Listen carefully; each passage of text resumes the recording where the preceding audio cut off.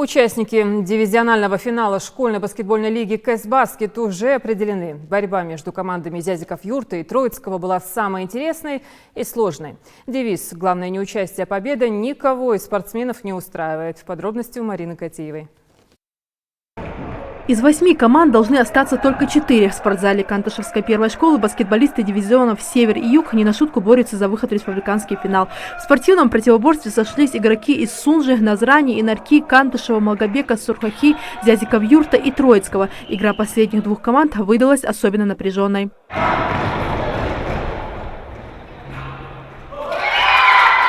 За каждый бросок в корзину ребята сражаются изо всех сил. 4 периода по 10 минут. За это время ребята должны набрать как можно больше очков. Если в самом начале игры Спарта из Троицкого вела с явным преимуществом, то уже под конец матча Буцефал из Зязиков-Юрта взял ситуацию в свои руки и выиграл с отрывом всего в 2 очка.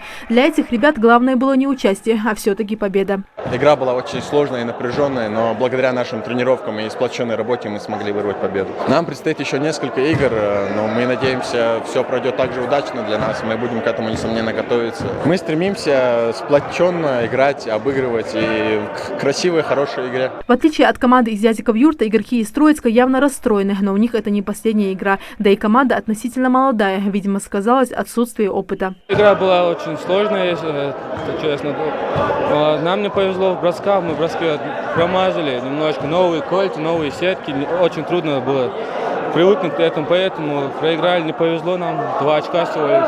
Но мы надеемся, что другие 2 игры мы выиграем и выйдем на республику. Эту команду создали только в сентябре, сейчас начали тренироваться, но, по-моему, у нас неплохой результат относительно того, что команда создана недавно. В школьной баскетбольной лиге могут играть ребята с 6 по 11 класс, а в команде должно быть от 8 до 12 игрока. Правила с каждым разом становятся все жестче. Вот и нынешние игры проходят с новшествами, пополнением в судейской команде. А все потому, что ребята играют очень жестко, и арбитрам приходится проявлять строгость, чтобы минимизировать нарушения. По сравнению с прошлым годом значительный прогресс.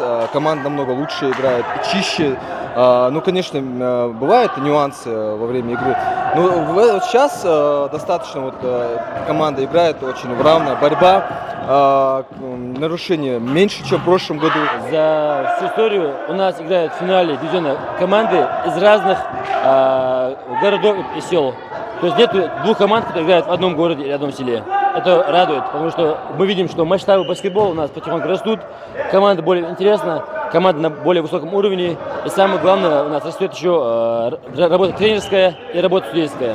То есть командам сейчас играть становится легче, если их судить более строго и интересно. Если раньше дивизионный турнир, определявший участников республиканского первенства, проходил за 1 день, то на этот раз его растянули в 2 игровых дня. Команда играет 1 день, поиграли, ушли домой, потом по графику пришли в другой день, поиграли, ушли. И уже по таблице, то есть круговая система у нас, по таблице первые 2 команды каждого дивизиона выходят уже в финал республики. А победителям этого этапа предстоит борьба за путевку в Казань на всероссийский турнир «КС-Баскет».